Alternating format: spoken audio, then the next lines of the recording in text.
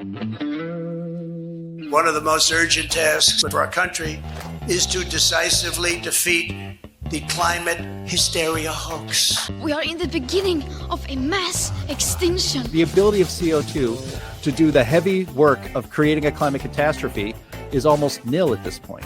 The price of oil has been artificially elevated to the point of insanity. That's not how you power a modern industrial system. The ultimate goal of this renewable energy, plan is to reach the exact same point that we're at now. You know who's tried that? Germany. 7 straight days of no wind for Germany. Their factories are shutting down. They really do act like weather didn't happen prior to 1910. Today is Friday. Today is Friday. Thank you, Greta. Hello and welcome to the Climate Realism Show. I am not Jim Lakely, but I am your host today, Andy Singer.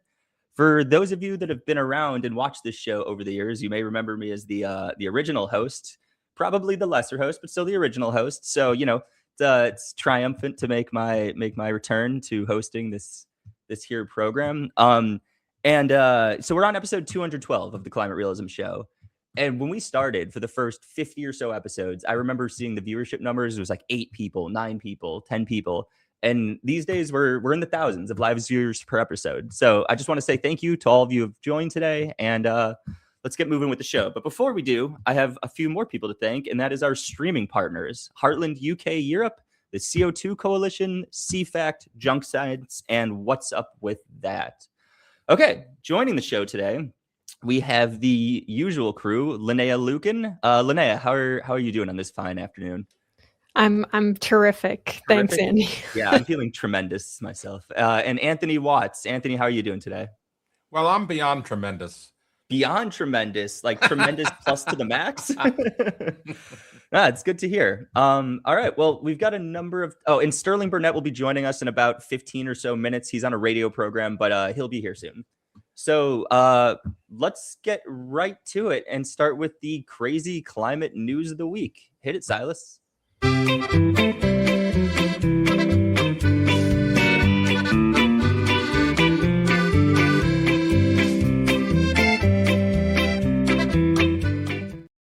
got to give Jim credit. That's a pretty good video drop. I made a lot of the video drops. I didn't make that one. He did a good job with that one. Oh, and for what it's worth, for those of you that like today is Friday thing at the end of the intro, Linnea, when I was making the intro video, came to me with that, and she's like, "We got to put this at the end." I was like, "Okay." You're very right about that. That's been a fan favorite, Linnea. So credit to that one. But all right. So the first article that we have here today comes from where does it come from? Well, it starts with this Steve Malloy tweet. So California City tries to block In-N-Out Burger drive-thru because of global warming. Officials say that banning new drive-thrus is consistent with the goals of a Culver City planning document that went into effect in 2024, which calls for the city to take steps towards broad environmental goals like reducing greenhouse gas emissions. Moving towards the Washington Post article that Steve pulled from, they say, California, renowned for its car culture, is known as the birthplace for some of the world's most iconic drive-thru restaurants, according to the Visit California Tourism Organization. Jack in the Box's original creepy clown mascot, I should have clicked that earlier. I want to know what that mascot is. Silas, pull that mascot up if you can. Is on display as the esteemed San Diego History Center, and the first ever McDonald's has been turned into a museum in San Bernardino. But a new location of the state's most beloved drive-thru restaurant chain, In-N-Out Burger, is being blocked by activist neighbors and misguided local rules. The company proposed a large new restaurant at a major thoroughfare in Culver City in February, prompting the Los Angeles adjacent municipalities council to adopt a 45-day moratorium on new drive-thrus in June and then vote 4-0 in July to extend the ban for more than 10 months. Officials say that banning new drive-thrus is consistent with the goals of a Culver City planning document that went into effect in 2024, which calls for the city to take steps toward broad environmental goals like reducing greenhouse gas emissions, improving air quality, and shifting toward pedestrian-oriented development. The struggle over Culver City proposed In-N-Out might be absurd, but it is not unique. Projects of all kinds are stopped short by the Golden State's suffocating regulations, time-consuming reviews, and ideological opposition. California's grandest achievements, like the Golden Gate Bridge and the State Water Project, would have been stymied by today's maze of red tape. Even minor projects must plow through obstacles such as the California Environmental Quality Act, which requires reams of environmental impact reports and can easily create legal headaches for any development requiring discretionary approval. Companies must also navigate a local government approval gauntlet that mirrors a Rube Goldberg contraption. Okay, Anthony, just to ask the most, straightforward question possible. There's the mascot. That's Jack in the Box. That's not In-N-Out. Oh, so early it said Jack in the Box had a creepy clown mascot. I was asking. Anthony, one of my favorite moments in television happened, probably about 30 years ago when Jack in the Box, way back in the 60s when it was, they had drive-thrus at Jack in the Box, they had a clown that you actually talked into. It had a mouth with a speaker.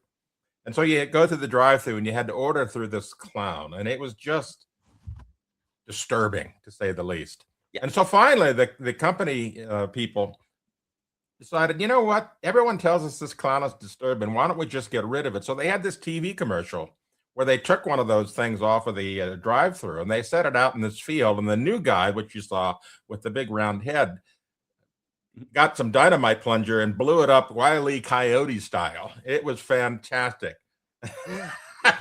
That's pretty funny. I love that. But speaking to In-N-Out, In-N-Out undoubtedly has the best burgers on the West Coast. But you know what really bothers me about the Culver City thing? Not the fact that they're doing it, but the fact that they just didn't cut out the global warming middleman of these idling cars and go straight to the beef. Beef causes global warming. Let's just stop these restaurants altogether. I don't know. Maybe that was too absurd for them, but what? Exactly. I mean, it's going to happen one of these days. No, we're not going to approve your burger restaurant because beef causes global warming. It's coming. Trust me. I mean, Linnea, what was your reaction to this article? Other than that, it's just stupid. I mean, cities. How do you really feel? Cities can plan however they want to plan. If they want to have a walk through instead of a drive through because it's, a walkable city or whatever, they're trying to limit car traffic. I don't know. These schemes just even if you took the climate change thing out of the equation, which they always use climate as the excuse, right? That's what they use as the excuse for the the non-driving zones in the UK and stuff for certain times of day, and you can't drive in certain neighborhoods. I forget what the term is for it. Our UK audience will remind me. But they have these green zones. They always use the climate for the excuse, but really what California wants to do is they want to restrict as much, ability for people to transport themselves around as possible. They want to limit the amount of people who can even attend a restaurant like this. They're not outright banning beef yet, but I bet you if it wasn't for this Trump administration coming in and really, stopping a lot of the momentum that's been going on, I'm sure they would be banning it over the beef issue, Anthony. I wanted to make a reference though. There's a book by Kurt Schlichter called People's Republic. And it's basically about California breaking off and making its own country. And it's a disaster of a country. Of course, it's the People's Republic of California.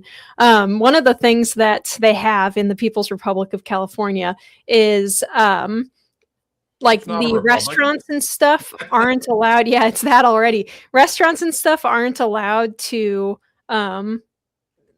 just make fresh coffee. They have to reuse the grounds over and over again because it's environmentally wasteful to not reuse coffee grounds. And every time a story like this comes up, it just reminds me of that, where it's totally something that California would do if they thought they could get away with it. It's a bold strategy, Cotton. Let's see if it pays off for them. That's right. I wouldn't be surprised if some state mandate comes down the pike where, maybe they can't get away with banning the hamburger joint because they know the public would revolt, and storm the Capitol with pitchforks and torches. But maybe they might put up a sign, something to the effect of beef. It's what's for sinners. Yeah. Our good audience, our good UK audience has reminded me that the neighborhoods I was talking about in the UK, that don't let you drive through all the time, or low traffic neighborhoods. Thank you guys. Yep. Also, Anthony made a bold claim there saying In-N-Out Burger is the best burger on the West Coast. I'm just curious if the audience agrees with him. I had In-N-Out, just to not go on a quick tangent. I thought it was good. I didn't think it was the greatest burger in the world, but I'm a McDonald's truther. All right, this is the last time you're hosting. Fired. No, Fair enough. we could definitely argue about fast food. Every time people make a huge deal out of fast food, I'm almost never impressed. I'm like excited and then I'm not impressed. I feel like 70% of my personality is just arguing fast food choices. All right, let's move forward. Climate chapter pulled, second topic. Then this article comes from Energy in Depth. So, one second. After nearly 6 months of scrutiny, the National Academies of Sciences, Engineering, and Medicine, NAS, announced in a press release on Friday that it is temporarily removing the controversial chapter on climate science from the reference manual on scientific evidence. While it investigates the processes used to develop the chapter, the Federal Judicial Center, FJC, which serves to educate federal judges across the country, published its 4th edition of the Reference Manual on Scientific Evidence in late 2025 in collaboration with the NAS. The reference manual is meant to provide objective scientific guidance for judges on issues like human DNA, advanced statistical models, and epidemiology. But the reference manual didn't stop there. For the first time, this edition included a chapter on climate science. The source of the controversy? The chapter was written and reviewed by several individuals that have clear interests in advancing climate lawsuits. Michael Berger, it's funny, just after the In-N-Out section, executive director of the Sabin Center and of counsel to Cher Edeling, the firm, sorry if I mispronounced that, the firm representing more than 24 states and municipalities in climate lawsuits, was found to have ghost-written entire sections of the chapter and also listed as an official reviewer. Cher Edeling operates largely under contingency fee agreements, meaning the firm stands to rake in millions of dollars if climate lawsuits are successful. At the same time, Cher Edeling has received millions in grants from dark money pass-through groups, a fact that has been independently investigated by Congress. For months, the NAS has refused to remove the chapter, even as President Trump, 27 state attorney generals, and others have called for them to follow the FJC's decision to take down the chapter. Even the Supreme Court Justice Elena Kagan, who wrote the foreword to the reference manual, distanced herself from the climate science chapter, telling a congressional panel that she never even read it. The published report on climate attribution also neglects to mention that Delta Murner served on the report's authorship committee until January 2025. Murner simultaneously led the Union of Concerned Scientists Climate Accountability Campaign, which touts attribution science as a tool for litigation. Okay, so to kind of convert that into layman's terms, it essentially sounds like numerous interested stakeholder groups, lawyers, that sort of thing, had a hand in writing this chapter, which is meant to inform how climate policy is used in terms of litigation, while at the same time they are profiting from every climate lawsuit brought up, like working on based upon this climate science. Is this a complete just like hijacking of the judicial system, Linnea? Well, I mean, gosh, we could get into that, Andy. We could say a lot about the judicial system right now. No, well, it's certainly a conflict of interest, right? So we have these groups that have been going around trying to educate justices on how to use or how to approach cases that come before them that have to do with climate change. A lot of them are these youth cases where they say, like the youth are they get a bunch of young adult plaintiffs together, or even like high school student plaintiffs together, and they sue an oil company, or they even maybe will sue like the state for not cracking down on fossil fuel companies enough, or whatever it happens to be. They try to say that their future has been destroyed or whatever by emissions, right? And so they're suing over it. And a lot of the time, it hasn't gone particularly well. They've won a few at lower courts, but they tend to not do so great in the higher courts. So what has been slowly introduced is attribution science. And the goal of an attribution study is to try to claim that they can attribute a particular storm, like a hurricane or a bad thunderstorm, flooding, whatever, to a particular company's emissions is the way that they're using this in the courts. They're saying, emissions in general. So they'll look at Exxon and they'll say, because Exxon thought in the 80s or whatever that climate change was potentially influenced by human emissions of fossil fuels, and they still sold fossil fuels and they hid it from the public. Therefore, they are responsible and should be held financially responsible for weather damages in the future, which is crazy, right? Because first of all, even if you were to grant them all of that, climate change is a global issue. Climate change, if you want to give them the emissions angle, emissions occur globally. The vast majority of them are not happening in the United States or from US companies. So even giving them everything, it doesn't work. It's nonsense. But it should be patently nonsense to any judge who looks at it. However, they're trying to educate, or rather not educate, but miseducate or misinform and steer these judges into believing that this is real or good science when it just isn't. I'm sure Anthony can give us a better explanation of what exactly an attribution study is and why it's total nonsense. But it is, it's bad. The fact that Justice Kagan defended herself for writing the foreword to this document by saying that she didn't read it. Really bad. I can't believe that one would even admit that. Even just say I didn't understand. I guess I didn't fully understand, or I wasn't aware of the background of the attorneys involved in writing the chapter or whatever. Anything but saying that you put a foreword to a document and called it non-biased in your foreword when it was clearly biased. So yeah, I'll hand it off to Anthony here, but that's my spiel on it. Yeah, I want to touch on something you said, Linnea. You were talking about, attributing warming or climate change to a particular company. It's part of the very narrow-minded thinking that these folks have. They have absolute tunnel vision about the causes of climate change. And that tunnel vision causes them to look at very, very specific chain of events that they invent themselves. A good example is I remember a few years ago on What's Up With That, I had a discussion about, I wondered if any of these people that are out there screaming the loudest about climate change actually, walk the walk and talk the talk. So I started looking into, which one of these clowns has solar panels on his house? James Hansen, Michael Mann, a couple of the others out there that were screaming loudly. And turns out that Mann did not.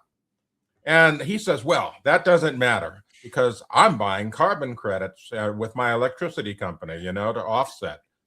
And no, it wasn't that. He was buying a solar panel credit or something to that effect. But his argument was the electrons generated by this offset the electrons I would have used, and so forth and so on. Well, you can't, electrons don't come with tags.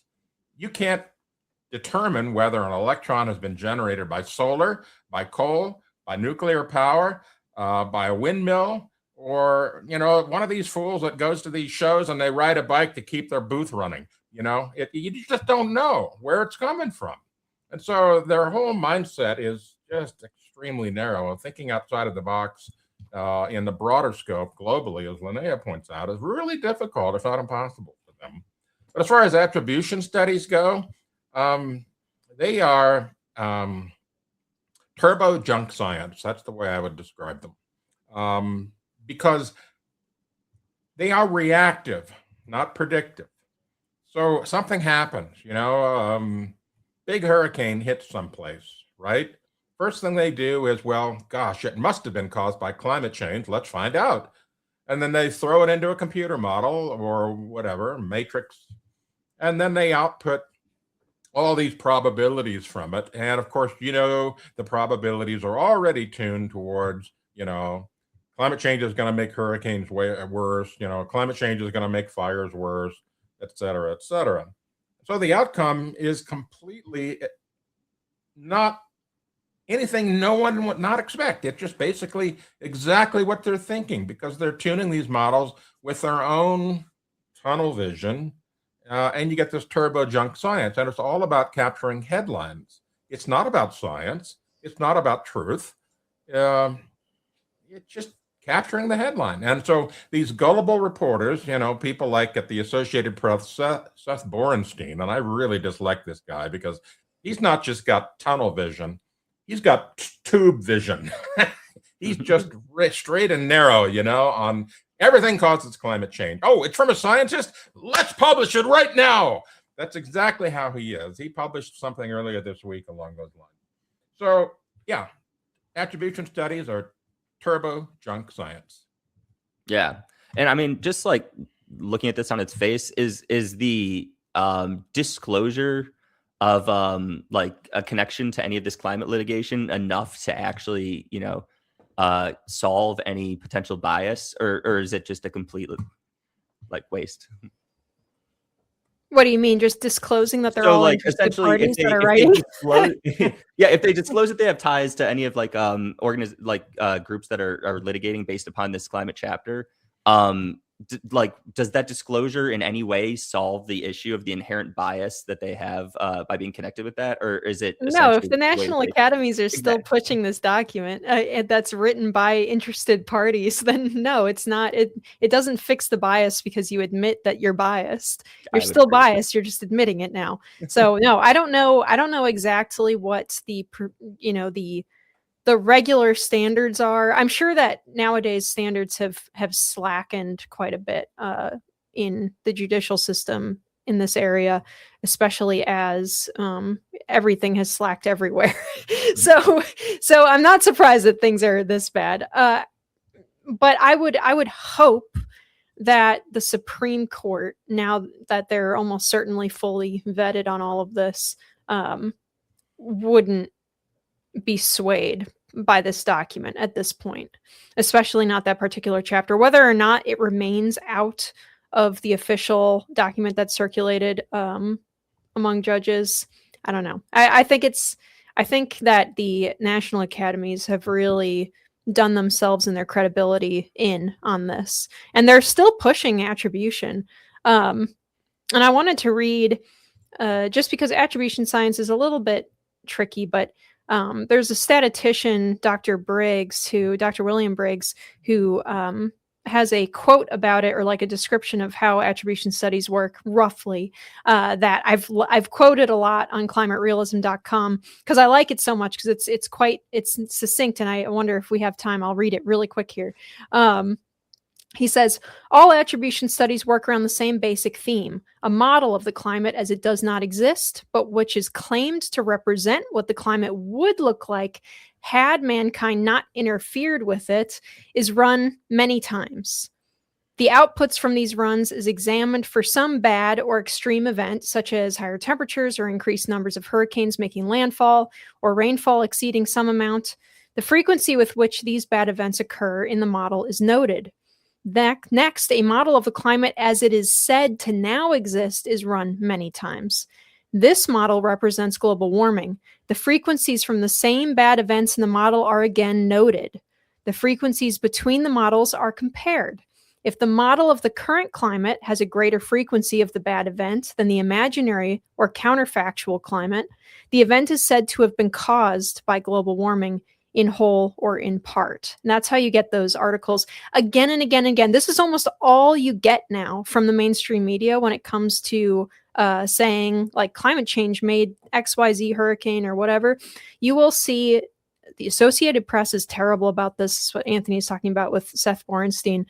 They will say that this flood was made X times more likely by climate change. No. And it's always based on attribution science. Always. Right. It's junk. I've yet to see one story out there, one story that said climate change made this disaster less likely. Really? I mean, that's what it's all about, right? Yeah. I mean, climate change is, if we're going to look at its value for the government and for just like regulating and legislating people's behaviors, it's the perfect boogeyman in many ways, because it's something that you can't see or smell or like really have any sense of, but it's also at the same time something global and existential. So like, if I was going to come up with an issue that I could use to control people's behaviors, it would be something that they can, like, I can say is this huge global problem is causing all these disastrous consequences that you can't really trace to any of those consequences, and that no one actually can just like look at and see outside. Like, it's not, you know, Godzilla coming and trashing a city. It's climate change. Like, it's invisible. I sometimes wonder, like, that was what was useful about COVID, not to go off topic here, because COVID was another thing that was like hard to see. It was just everywhere. I'm not going to get into my conspiracy theories yet, but yeah, Sterling, I see that you just joined the show. Welcome. Thanks for having me. Yeah, when you're in demand. What can we say? I missed the thing, but so I don't know exactly what you were saying. So maybe I shouldn't no, jump in. Chime in. But when you're talking about the concrete versus the sort of esoteric or unseen, I just think South Park had the greatest episode on climate change, right? It was called the day before the day after tomorrow. 2 days before the day after 2 days before the day after tomorrow. And you saw people in the middle of summer running down the street in parkas with the shadow looming. It's climate change, the shadow, and they're collapsing from heat prostration. And it was hilarious. But that's the thing is, look, it is esoteric, so it's easy to use to scare people with. Boogeymen have always been used to scare people. We don't scare kids when they're young with talks of serial killers hiding in their closet. We talk about the monster in the closet. Yeah. We don't make kids be good by talking about dad not getting you gifts for Christmas. We say Santa knows if you're naughty or nice. I just think that it's always easier to stampede people with fictional fictional things that can't be seen, because they can't be seen. If you can see it, you can get your mind around it. Maybe you can see a response. No, 100% agreed. I'm actually trying to pull up that South Park clip that you mentioned, Sterling. Actually, I got it right here. I think this one's honestly worth watching. It's one of the greatest South Park clips of all time. Yeah. Is 2 minutes too long? Not 2 minutes is fine. Silas, do we have it up on screen? Let me get my screen share going here. One moment, everyone. Here we go. All right, let me know if you guys can hear this. I don't hear it. Do you guys hear it? We can hear it, Andy. Okay. Listen! Stan, get in the car! We have to evacuate! We didn't listen!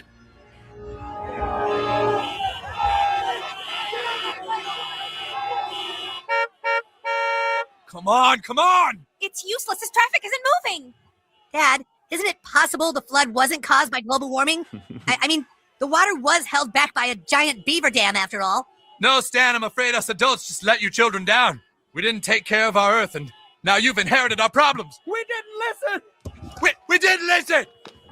Come on, everyone grab what you can. We have to walk.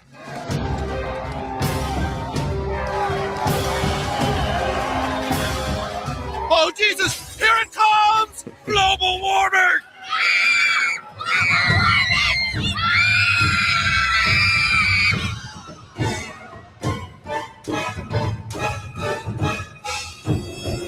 It's coming! Here comes global warming! We didn't listen!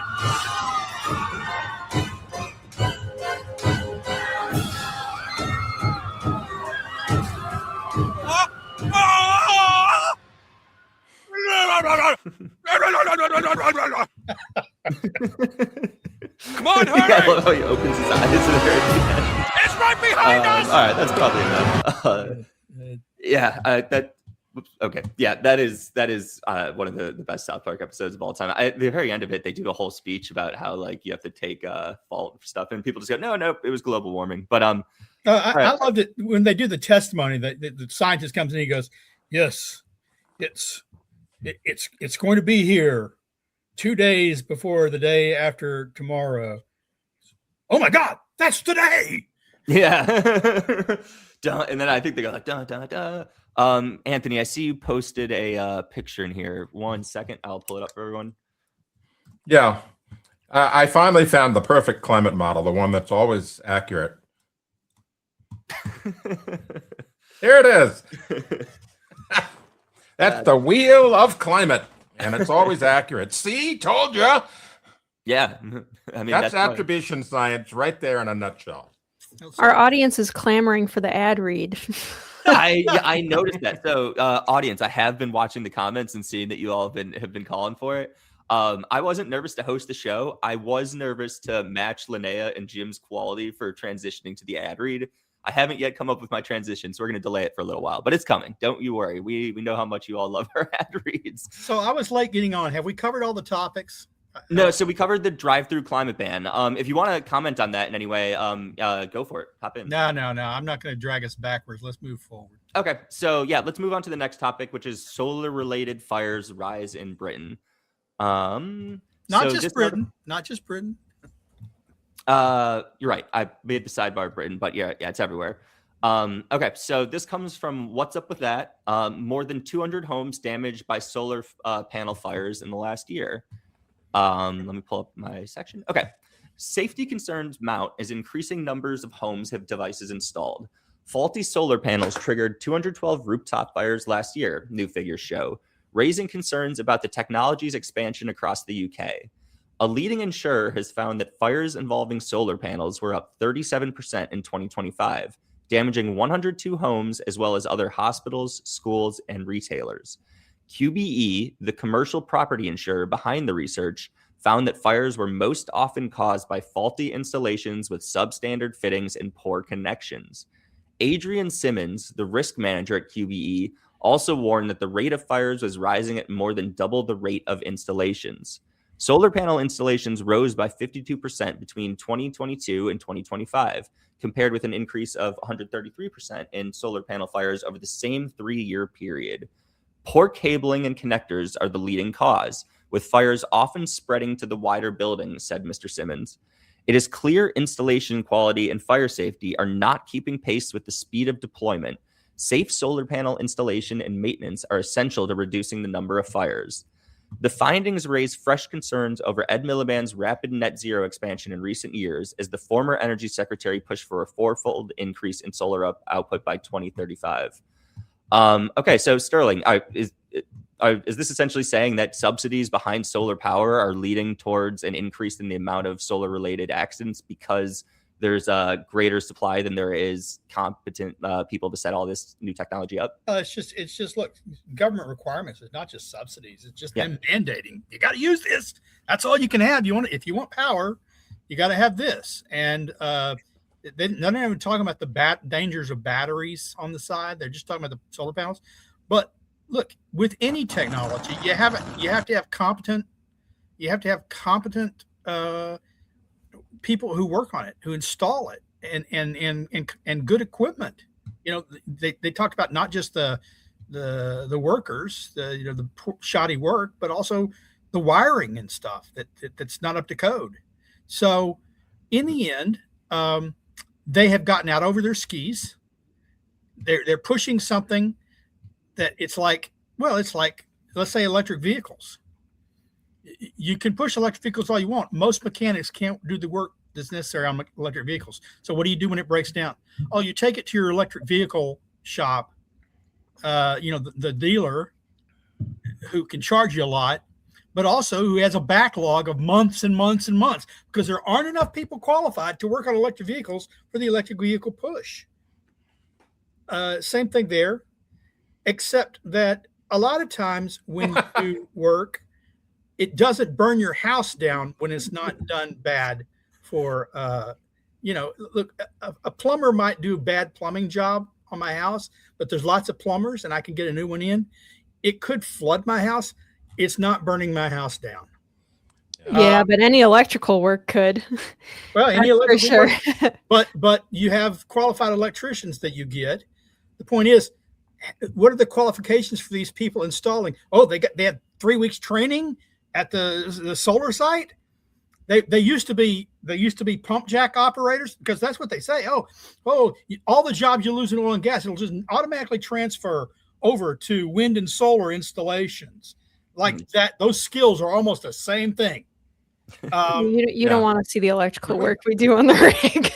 Can we go back to that one video that's a close-up of the fire? I want to point out something. Yes, one moment. And bring that up full screen, really, if you can, so we can all see it. Not that one, the other one. Yeah, okay. Look below there. Look below the panels. Do you see that flashing? Yeah. That's arcing. That's electrical arcing going on. And that's what caused this fire. And it got me to thinking, why would we see electrical arcing in solar panels when typically these solar panels output DC at relatively low voltage? Well, what this says to me, being able to see that electrical arcing there, is that some fool wired these up in series instead of parallel. And as a result, we ended up with this super high voltage from this particular panel set. And that's what the arcing is going on there, I believe. And so if you wire up a solar panel system in series, and you've got, let's say each one puts out a nominal 12 volt per panel, or just to make it easier for the math, 10 volt per panel.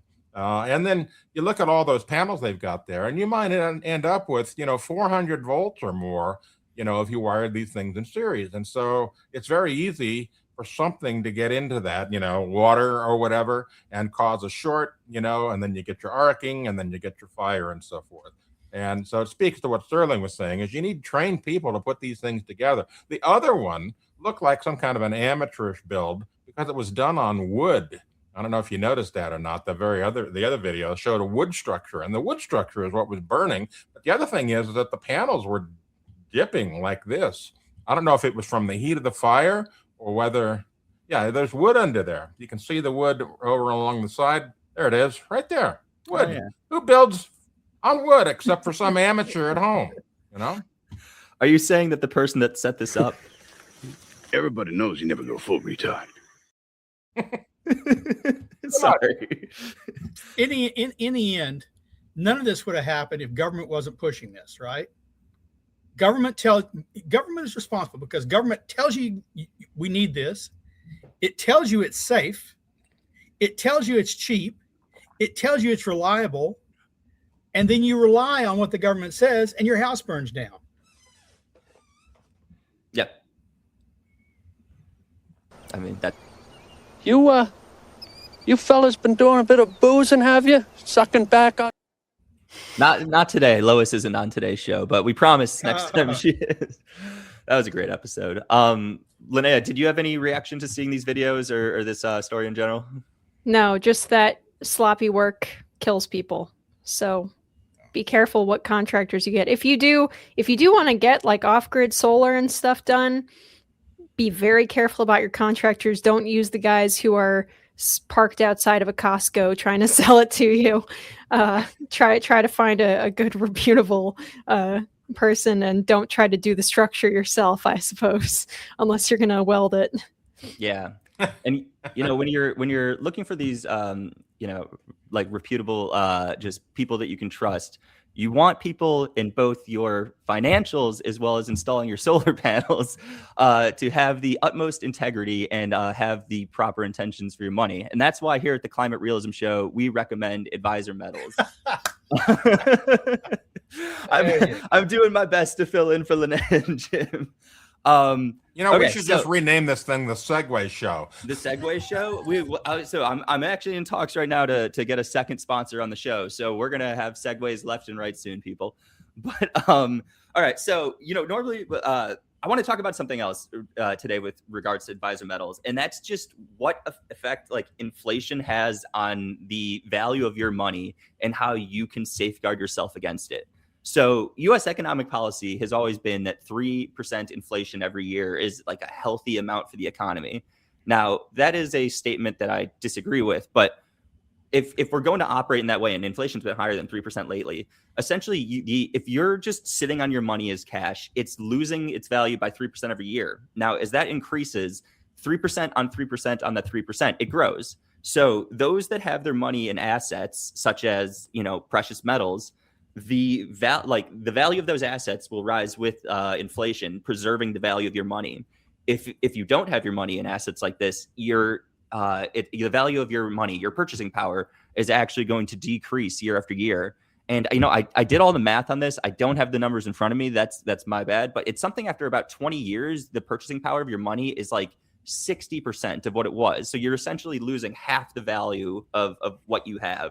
So Advisor Metals reached out to us a long time ago. The owner, Ira Brashatsky, big lover of liberty, fan of the show. He actually sent us an article, I think yesterday, from Fox. I think it was from Fox News, but it was about how Americans just aren't as, scared of climate change as they used to be. I mean, the South Park might be a bit dated in that regard, but yeah. So we just, at this show, we recommend if you want to put your money in precious metals, invest with Advisor Metals. Tell them that you came from us. That helps us. It helps the show. And just go to heartland.org. Wait, let me actually make sure I get this link right. climaterealismshow.com/metals. I was going to get that link very wrong. So if you want to put your money in precious metals, we recommend Advisor Metals. You can put it wherever you want, but we recommend Advisor Metals, and do so by going to climaterealismshow.com/metals. Okay, I hope you guys were somewhat satisfied with that ad read, because that was quite a few of the comments going into this episode. You got it. The audience liked it. Good. All right, I appreciate that, audience. All right, does anyone have anything else? I kind of just jumped into the ad read there. Did anyone have anything else to say on the solar related topic, or should we move on to the main topic? Let's move. Move on. Let's move on. So the California climate tax. Anthony suggested this topic this week, and it comes from this article from Fox News titled "Gavin Newsom's Hidden Climate Tax Hitting Americans Nationwide," lawmakers warns. California's vessel at birth law forces cargo ships to shut off diesel engines at port or face tens of thousands of dollars in penalties. Let me pull up my notes real quick. Okay. Oh, I put a lot down to read. I might not read all this. A California lawmaker is fighting back against an environmental regulation that he says is raising costs for Americans across the country via a hidden tax on a variety of goods. Representative Vince Fong, Republican California, is leading legislation to roll back a Biden administration era regulatory rule that effectively allows California to levy massive cost penalties on shipping vessels docked in its ports. It's a massive hidden climate tax that's being imposed on every single ship that's coming into California. And so all of those costs now are getting passed on to consumers, Fong told Fox News Digital in an interview. Our ports, they work through and process over 40% of all the containers that come into the United States. Fong's legislation would target the EPA's authorization allowing California to enforce the rule, called the Vessel at Birth Regulation, which granted in 2020 under Governor Gavin Newsom's tenure. It lets the California Air Resources Board, CARB, force a number of large vessels like cargo ships to shut off their diesel engines and instead use a state-approved emissions strategy. That is a terrifying sounding sentence. When docked in the Golden State's ports. A failure to do so could result in potentially tens of thousands of dollars of penalties. Costs that Fong said are then passed to people buying goods delivered by those ships. The Port of Los Angeles is consistently ranked as the busiest in the country in terms of traffic, followed by the Port of Long Beach, both in California. Currently, most ships that do not shut off their diesel engines and plug into the state's electrical grid or use some mode of electrical energy instead could see tens of thousands of dollars per day in penalties. Similar to cars, ships need to run their engines to power lights, temperature regulation, and other onboard systems. Fong argued that because current infrastructure hasn't caught up to allow universal compliance, it inevitably leads to shipping companies paying penalties. He said those penalties affect a variety of goods.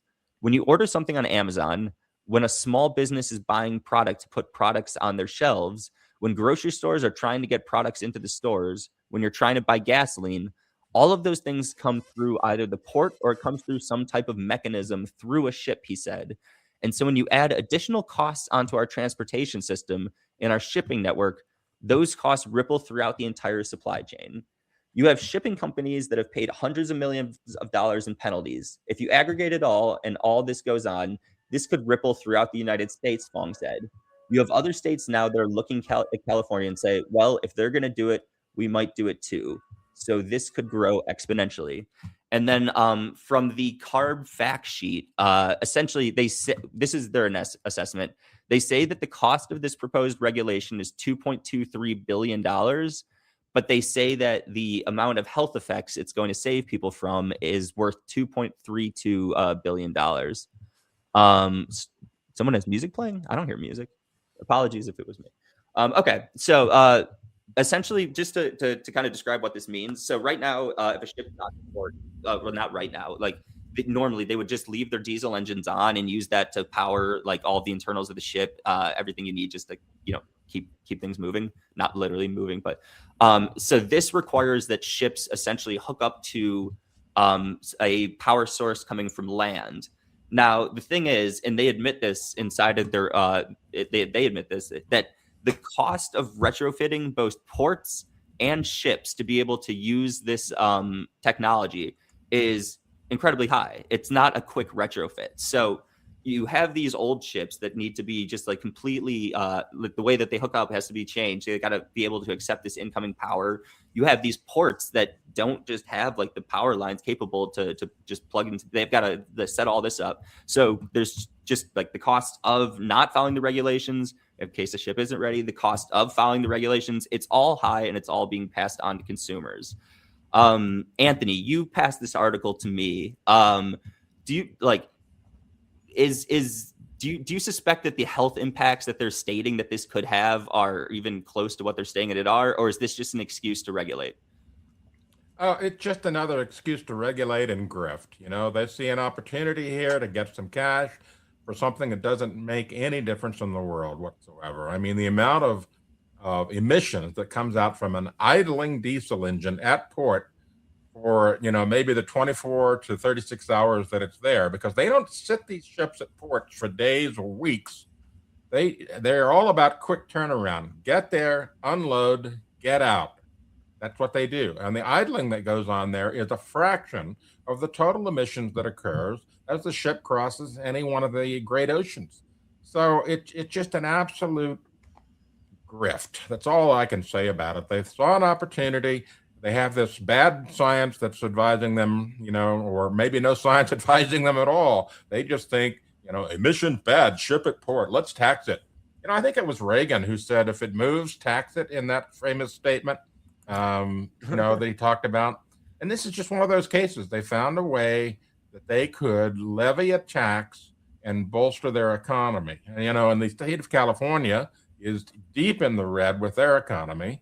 It has been all through Newsom's term. It's getting worse every year. And they've got blinders on as to, you know, how they're going to solve it. And so this looks like a big win for them, getting this money from these shipping companies for something that doesn't amount to a hill of beans.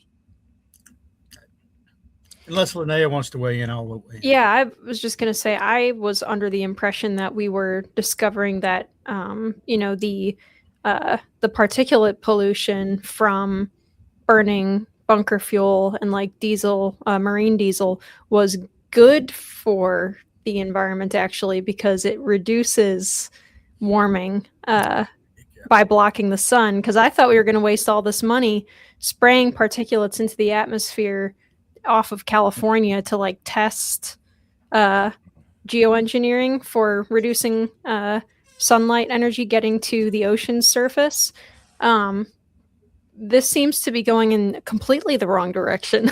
Well, they've already gone in the wrong direction on the high seas, right? I mean, they removed the sulfur, and the oceans have warmed faster, and it's tracked the decline in emissions from shipping. The thing that scares me about this, first off, if there are ports that can handle California's volume, that would love to steal California's traffic, I think they're going to do really well. Let's see more shipping to Texas and Louisiana and Alabama, and even I'm even willing to share it with the East Coast. You know, let's wipe out California's ports, because that's what Newsom's aiming at. But I'm also worried about sort of the dangers. I don't know how much refrigerated materials are shipped overseas, across the seas to the U.S. A lot of seafood is, I know. So let's talk about California's grid. They want to add more and more electrification to the grid. Every year they tell you, don't charge your cars because you'll knock out the grid. We want you to have electric vehicles, but don't charge them because the grid will collapse. So they want more and more ships to tie into the grid that they've rigged to collapse with more solar and wind power. This is guaranteed. What will they start saying? Okay, ships, you can only use the electric power grid or pay fines. But by the way, don't use that electric power grid because we'll have blackouts. If that's the solution, you're going to have a lot of food spoilage. Now you talk about waste. That's waste. That is waste on an ethically compromised scale I can't even imagine. There are people in the world that don't get enough food, and you're going to spoil food because you don't want to run the refrigerators because that would collapse the grid, or you'll have to pay fines. So California has so many bad ideas. It's hard to keep up with them. And unfortunately, it would be one thing if California's bad ideas just stayed in California and had no ancillary effects to the rest of the nation. But they do. They want to dictate to the rest of the nation what cars we drive. They want to dictate what kind of power sources we should use. They want to dictate where and if you can develop fossil fuels. They're cutting their own throat, and they know it sometimes. They say, well, no, we need to keep these refineries offline. And the refineries, the last two refineries said, no, you've been killing. Save that screen cap. That's the perfect. I was going to say, he froze, but he froze at the perfect moment. Well, I can actually get this real. I don't know where gas prices will go up. So they pass these regulations, and unfortunately they trickle down. Sometimes it's not trickle, it's a roar to the rest of us. And that's why you can't allow California to set its own rules.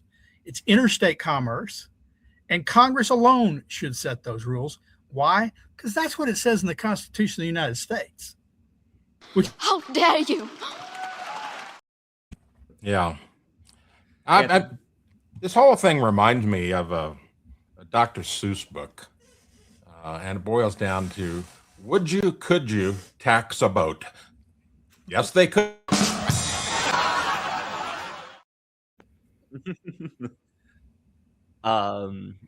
Yeah. No, I mean, Linnea, did you have anything you wanted to add on this story? No, I'm just it's punishing, and that's just what government does, right?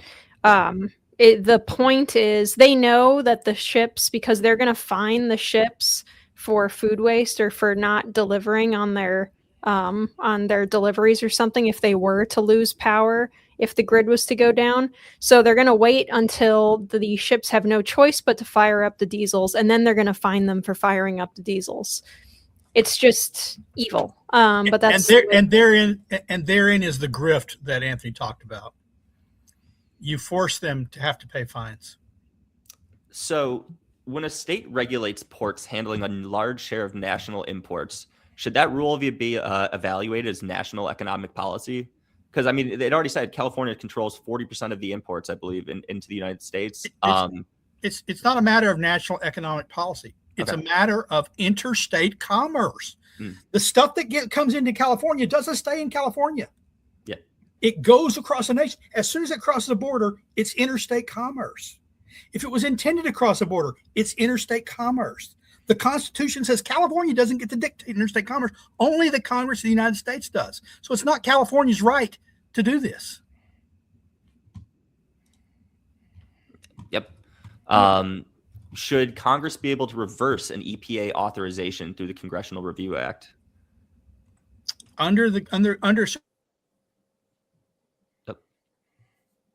We're going to have him repeat this answer. Yeah, I know. Under certain conditions, they can, but you have to follow the conditions in the law. Sterling, you froze for a minute there. Could you possibly repeat your answer for the audience? Apologies. Okay. Under certain conditions, they can, but they have to follow the conditions of the law. Mm-hmm. The point is, there should never have been a waiver for California, and they should rescind all waivers. No states, if you want to have minimum standards, I don't know. For some things, I'm not convinced we need minimum standards and let the states compete. But if you want minimum standards for certain environmental conditions, those minimum standards have to be set by the federal government, and you can't allow other states to say, no, you get to set stricter standards because that affects the rest of us. Yeah. All right. Well, I think it's about time we hit Q&A. Oh, I don't have my video drop ready.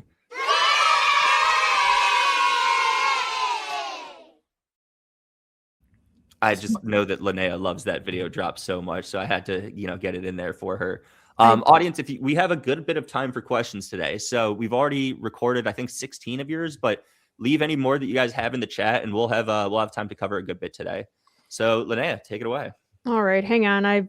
Unfortunately, some of the questions that were here were from last time and no longer make sense in this context. So you're going to have to give me just a second to clear some of them out. But in the meantime, I will pull up a question that you can answer while we go. So Albert says, did anyone hear about the solar grid in Europe running into trouble during the eclipse this week? Well, it'll dip the same way like a cloud passing would make it dip. I don't think it would be any kind of catastrophe, other than the fact that, solar can at times in Europe, as we saw earlier this year or at the end of last year, at times it can be a problem. It probably prevented some fires, though. Except I'd say this, Linnea. The grid operators all warned, turn off your stuff during the eclipse so the grid won't collapse. So they must have thought it would have some kind of impact. All right. Let's see. Chris asks, has California had the genius idea of sucking electricity from the electric vehicles yet? I have seen this proposed. Anthony, you might have more details on this, but I have seen this. Yeah, they had an idea a few years ago that your plug-in charger for your garage would work two ways. It would charge your vehicle, and then when it was fully charged and the grid needed more energy, pull it out of your vehicle. And that went over like a lead balloon. For a variety of reasons, but yeah, it hasn't been really well implemented, and thank goodness. Absolutely, yes. Let's see. K1 says, can we tell California we want to break up in a nice, it's not you, it's us kind of way? Oh, yeah, the George Costanza move. Yeah, I don't think that'll work on California. They think the leadership there thinks they are absolutely top notch, and it doesn't matter that we've wasted billions on a bullet train to nowhere that doesn't exist yet. It doesn't matter that we've thrown all kinds of money towards the homeless, and there's even a worse homeless problem there. People like Gavin Newsom, they're all about themselves. They're all about what their perceived successes are and not about reality. So yeah, we're kind of stuck with them. But the point is that we have spent billions, and that's why it hasn't been built. It's government. Government designs these boondoggles, and government is very inefficient. Government says, "Oh, we're going to take care of the homeless," and you create more homeless because when you give people, so you supposedly give people housing, or you incentivize in one state homelessness by saying, "We'll give you free needles, we'll give you some food, we'll give you."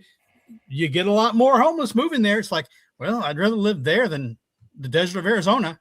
Sounds like a good idea to me. Government incentivizes these bad policies, and you get bad results. Here's a question from Tech, who says, someone on X posted that her smart meter wouldn't let her lower her AC below 79 degrees Fahrenheit. How common is that happening in the United States? That is cruel. I don't know the answer. Yeah, well, first of all, it's not possible. The outside AC meter has no, well, you know what? I was about to say that it has no connection, but I'm just thinking normally and sensibly. There may be some system now where, in fact, the AC meter detects your air conditioning running because of the load factor or whatever and throttles it. I don't know. But as far as I knew, these were independent systems. And and which is why I don't have one of those Nest thermostats. In California, they could get into those things and, change the setting. And I think it would be really difficult, however, to design an electric meter that would limit your air conditioning unless it was some kind of a connected signal between the two. Just simply limiting the current would be a bad idea for a number of different reasons. Well, I think what she's calling the smart meter is her thermostat in the house. Probably. And she's saying it won't let her go up to it and lower it. If that's the case, Andy's right. That's cruel. I love that he froze on Andy's right. I know of no government that has the authorization and the power to tell you what temperature you must keep your home. So usually these programs, these smart meter programs with the thermostat, they're like a voluntary thing where you have to check yes to say, yes, I allow you to control, to save power and to whatever, and to like effectively manage my electricity for climate reasons or whatever. You can, I don't know what insane person would click agree, but apparently this person probably did. And she probably wasn't really thinking too hard about exactly what it meant that she was giving them permission to do. Many such cases, which is very unfortunate. I don't think unless there is a thermostat company out there that explicitly, when you buy the thermostat already has that baked into the contract of your installation in general, like your the agreement that you check to even start the thing up. But most of the time, these smart thermostats have to be agreed to for this particular power saving program. So that's very unfortunate. That would be the reason why you should never ever say yes to those things and probably not have that smart of a meter in the first place. Evidently, they can now control my computer and my video streaming because they just cut me out of the entire StreamYard and turned off all the things I had saved on Google for a document I'm writing. I'm going to have to reopen every one of them. Oh, no. Just for what it's worth, Sterling, when you froze, you were blinking, so it looked like you had just fallen asleep on the stream. It was kind of fun. I got a kick out of it. I want to never show you fall guys asleep something. on you, Andy. I want to show you guys something. This here is a out of a thermostat, the old style thermostat. This is the mercury switch. So if you get mad at your thermostat, don't smash it because you'll have a hazmat incident at your house. That is good advice. It's Also, like those swirly light bulbs. If you do for some reason smash it and you have mercury on your floor, do not vacuum it. It just like spreads it, and that's when it actually gets really dangerous. Real tip. Yeah. We're about safety here on this show. Yes, thank you very much. That's very good. Yeah, Mr. Johansson here says, did you read the license agreement on your smartphone or did you just click agree, Linnea? I usually read it. The whole thing? They're not going to get me with that. What was the South Park Human episode? The Centipede. Human Sense iPad. Yeah. They're not going to get me with that. Sterling and I can both quote every South Park. I love it. Yeah. It's very important. Usually, again, though, for the smart thermostat program, it's very blatant. It's like this is a power saving program. But I will say, I said no to a new AI thing on my new laptop when I was setting it up, and they turned it on in the background without my permission later after an update, without asking again if they can turn it on. And it's an evil thing called Recall that takes a screenshot of your entire screen every 30 seconds or something and saves it to the cloud. So watch out, because apparently these companies just do not care anymore about what you say to the program. I had to go in and manually disable it in the settings. So watch out for Recall, you guys. Let's see. You're making me want to talk about I know. We'll talk about it on I the tank. really want to go into a nerd, but okay. Yeah. We'll save it. We'll put a pin in it for so to speak, for in the tank. All right. This is actually from last week, but I did want to bring it up, Anthony. Rocks and Oil says that he read that the El Nino will be the largest in 500 years. What weather station was around in 1526? And I actually wanted to know how. This is a good question. How is it that we know that the coming El Nino, or the one that's beginning right now, is, even if it does end up being larger, how do we know that? Go ahead. Well, I was just reading something this morning from Dr. Ryan Maui on Twitter, and he was saying that the largest recorded El Nino ever was in 1877. And they do actually have some records to support that from back then. But 500 years ago, they got nothing. There's nothing. So it's just more speculation, probably based on some dumb attribution model. But the one in 1877 is interesting, since that one was the largest one ever recorded with real data. The actual global temperature was lower back then. And yet this was a bigger El Nino than what we're expecting this time around. I just want to say this. There is all kinds of hype out there regarding the coming, existing, non-existing, whatever it is, El Nino for this year. Don't pay attention to it. It is just hype. Most of the stories are built on just pure speculation, clickbait headlines, or things like that. We'll find out, what it is and how much it adds to the atmospheric temperature when we get there. It's not a danger to us. Yes, there may be some more storms in some places or less storms than another place. That's what these things do. It's a natural phenomenon. It's not driven by climate change, and it's not a crisis. Get over it. Someone in the audience gave you the nickname Big Daddy Watts, Anthony. I thought. All right. I want to be Big Daddy Roth with a big shifter. Yeah. This is from Guffpot, who says, question for the attribution study. If the United Kingdom completely ceased carbon dioxide emissions today, how many wildfires would be avoided? Yeah, that is a good question. And I think I've seen the debate, or at least a clip from the debate that you're talking about. And it's simply not possible to know. And yet attribution modelers will claim that they can give you an answer. They'll give you a fairly wide range, though. I will give them that. The news media never really reports, especially not in the headlines, the range that World Weather Attribution will give. But they give this giant band. I mean, it'll be a 20, 30-point band. So it's they do at least say that it's not a pinpoint accuracy. Alrighty. Chris says, I'm sure I read somewhere that attribution studies are making an appearance in the upcoming AR7. Is that correct? Yeah, the collection of people they've got involved in that are hell-bent on attribution studies. So AR7, when it comes out, is going to be the most alarming IPCC report yet. They're throwing caution to the wind. They're following the script that was put together a long time ago by Dr. Steven Schneider that says we have to have alarming headlines to get people to act. And that's what this is going to be.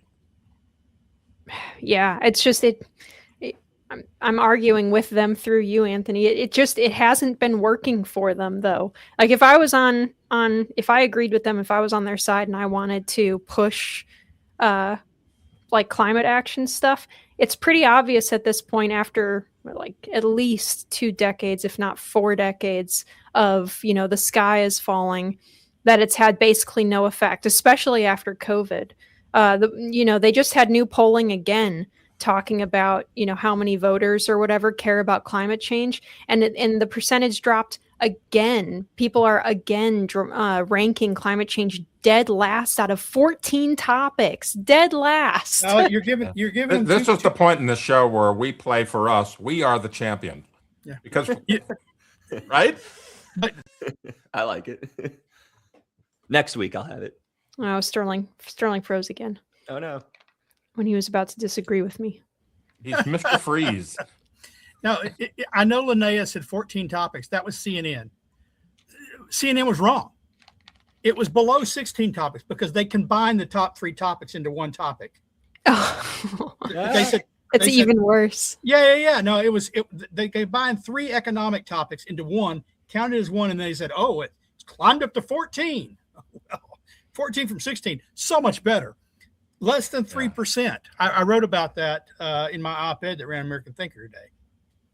Okay, well, everybody go over to American Thinker and find Sterling's op-ed on the polling, because it's just it just gets worse and worse for him. All right, let's see. Oh yeah, Tom White says, doesn't California like the new clean ship fuels that have been mandated? Apparently not. It Low likes them at sulfur bunker oil. It likes them at sea, but not in port. Yeah. That's the answer. It's clean enough for the oceans, but not for the state. It's a good kind of cheeky comment from Ian, who says, don't spoiled foods generate methane? Yes, amongst many other smells. Yeah. They generate food poisoning, that's for sure. Yeah.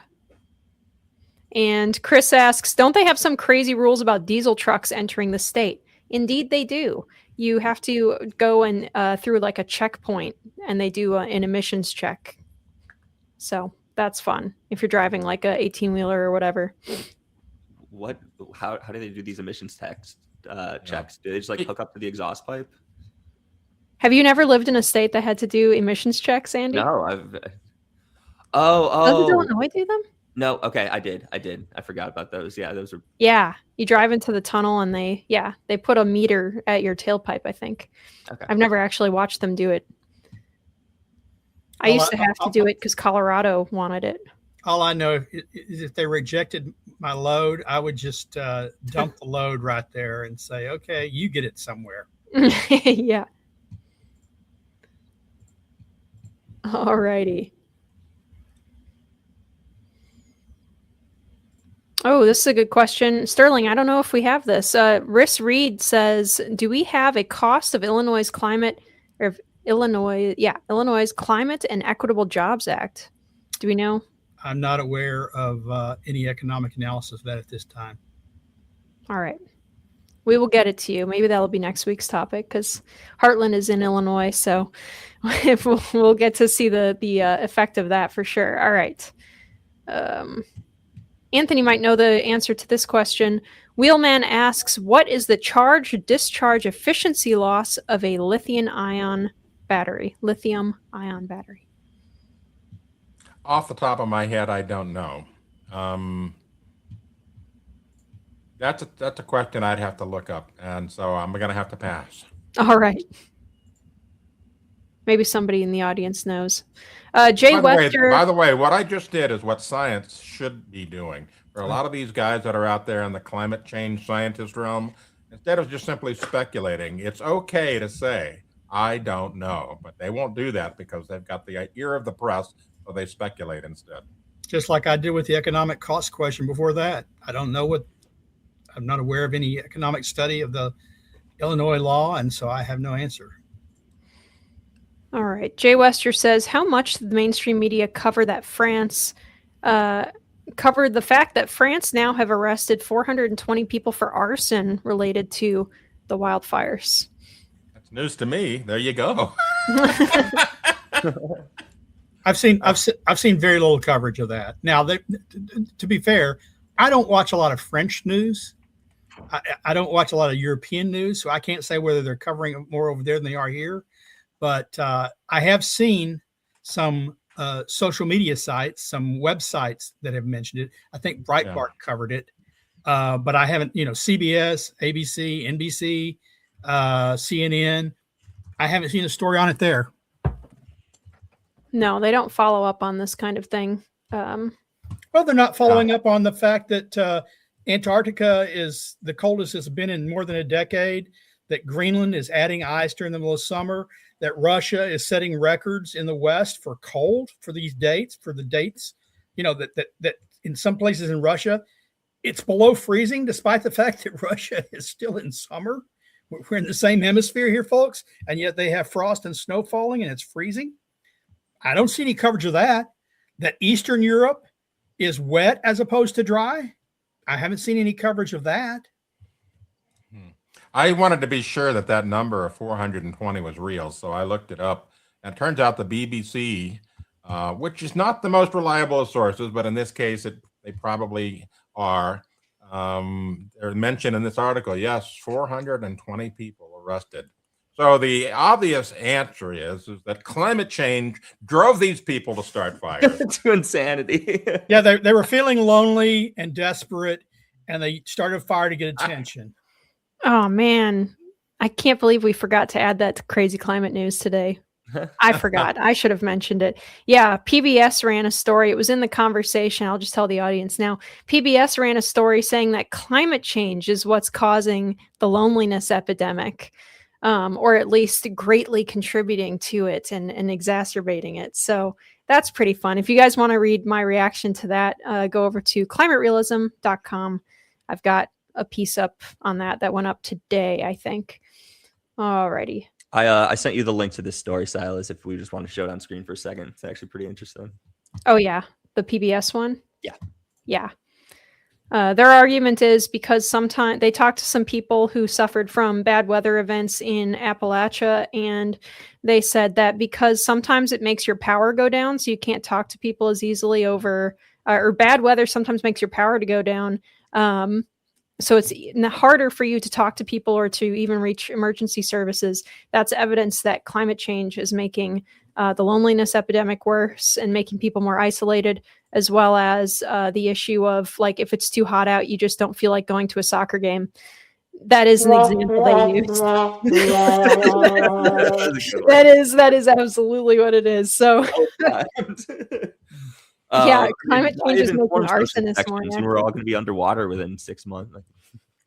Yeah, and like Linnea said in her report, or mentioned, and I think everyone probably on this, show and our audience knows, one of the things that study after study shows is increasing loneliness and isolation and social distance is social media. That loneliness comes with communication, but not over the phone. It comes with interpersonal communication, with meeting with people, with saying hello. Some of the damage that was done when we were staying at home in COVID with schools is that kids weren't in school. They were online. They didn't have social interactions. They felt isolated. They felt depressed. They felt lonely. Well, that's just rife in this social media age.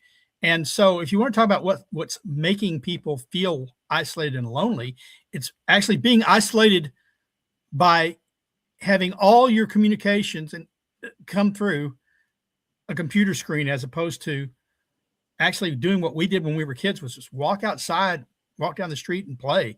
By the way, none of my parents ever organized a play date for us. We actually went down the street. We had friends in the neighborhood that we played with on our own. Yeah, but I'm sure PBS and the conversation, or the social worker, professional social work researcher, who wrote the conversation piece that PBS was reposting, would probably argue that, well, they can't do that anymore, Sterling, because it's too hot out.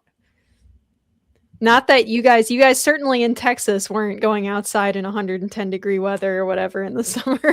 Right. In my youth, I think it was either 78 or 80. We had 56 straight days of over 100. 60 some odd days with no rain. We went outside and played baseball, and I was in shorts, stepped in, the cracks in the ground were big, and I was running across the outfield and stepped right into a crack and almost broke my leg. I scraped it all to hell. But you know what we didn't do is stop playing that day. Yeah, and up north, you walk to school uphill both ways and snow drifts up to your chest. So Exactly, yes. It didn't stop previous generations from being outside and talking to people. Yeah. All right. Let's see. This is another good question from Chris. I'm gonna send this to you, Sterling. You can't force the ships to come to California, though, right? Why would they bother if they're going to be fined?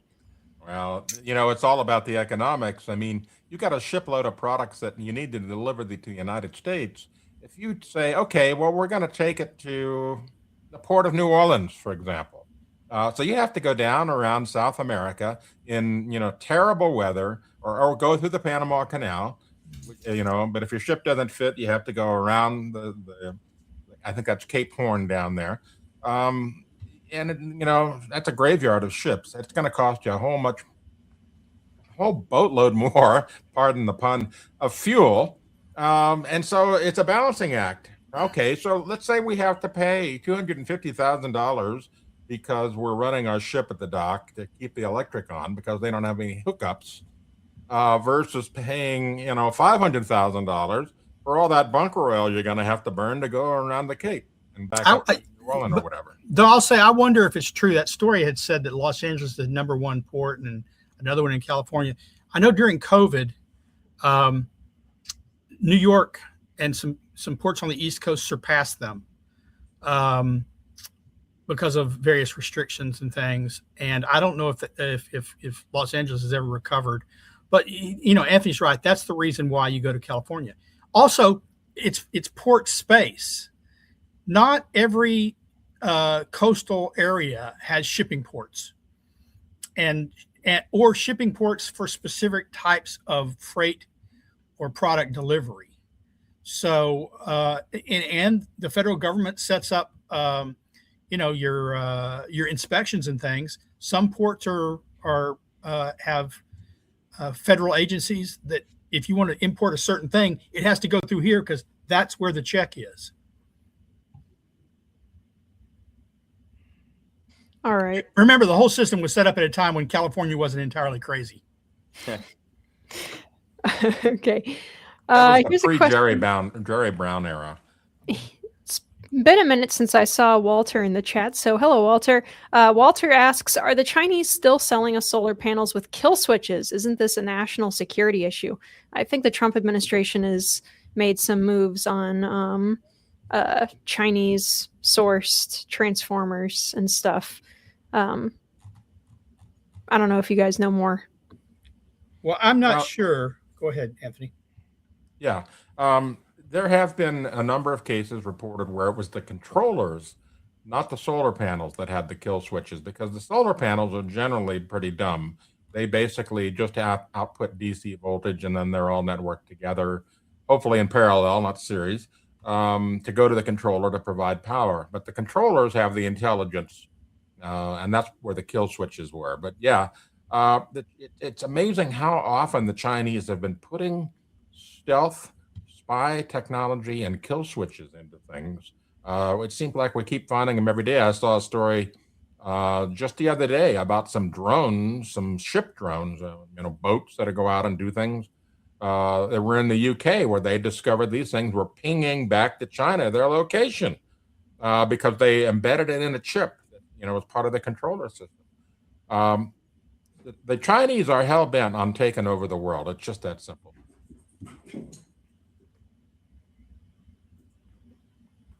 One of our audience members says that most people don't like the Chinese inverters because they're made of subpar equipment and don't last more than 6 months.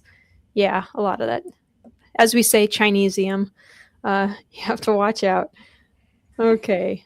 It is kind of shocking. As much as the United States relies on a lot of Chinese crap, Europe has some unbelievably close relationships with China.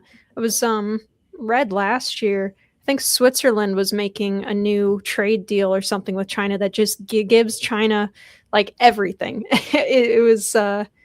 I'm sure some of our European audience can comment on that. Well, the EU has all these ESG regulations. Some of them have been delayed. Some of them have been lessened. But they were going to affect all their Chinese imports, because, the carbon, you got to do your carbon reporting. And China said, we're not going to do that. And the truth is, if they did it, they'd just lie. So the EU would have to say, oh, yeah, we believe you. We believe you. And so it wasn't going to apply to China. They'd apply to the U.S., they'd apply to others. But when China cheats or just refuses to comply, they weren't going to suddenly stop allowing Chinese imports. They were going to give them a special waiver because you got this special relationship with a country that basically wants to crush you economically and geopolitically. Yep. Alrighty. This will be our last question today. This is from Wheelman, who says, weren't warm periods once called climactic optimums until the global warming nonsense started? Anthony? Yeah, we had the Holocene. In the early Holocene, we had temperatures that were significantly higher than we have today. It was the Holocene climate maximum, it's called. And we have that on our Climate at a Glance website, if you want to go check it out, climateataglance.com. But yeah, the Earth naturally warmed much warmer than it is today without carbon dioxide. And it plummeted. Then we had the younger Dryas period where temperatures plummeted. The Earth is going to do what it's going to do. It doesn't really care that we're on the planet. And nature, when it decides, that it needs to balance something out, energy from one point to another in the atmosphere, it'll squish us like bugs. It just does not care. All right, I will hand it back to you, Andy, so you can take us out. All right. Well, I realized that I didn't, at the beginning of the show, ask the fine audience to help support us. So before we conclude, let me just say that if you enjoy the show every week, whether it's Jim hosting or me hosting or Linnea, whoever's host, I just wanted to talk about hosting. I was excited about it. Linnea is the hostess with the mostest. You can always count on Anthony to have a quip. Head to heartland.org/TCRS. Every little bit helps. We appreciate it. And it's also, just to be honest, whenever something comes in, it just kind of makes us feel good about all the work that we do here. So, please, if you can, help us out at heartland.org/TCRS. And if you need medals, go to Advisor Medals. Before we conclude today, I want to thank our streaming partners, Heartland UK Europe, CO2 Coalition, CFAC, Junk Science, and Anthony's whatsupwiththat.com. One of my, honestly, like the best blog out there just to get good climate news. Other than that, we will be back next week. Am I forgetting anything, Linnea? You're an experienced host. I don't think so. I think, nope. All right, that's good. That makes me feel good. We will be back next week with another episode of the Climate Realism Show. Jim will be back, so I'm going to be back behind the camera, but it was fun seeing you all again. I haven't hosted in like 160 episodes or something like that. And yeah, we'll see you all next week. Goodbye, everybody.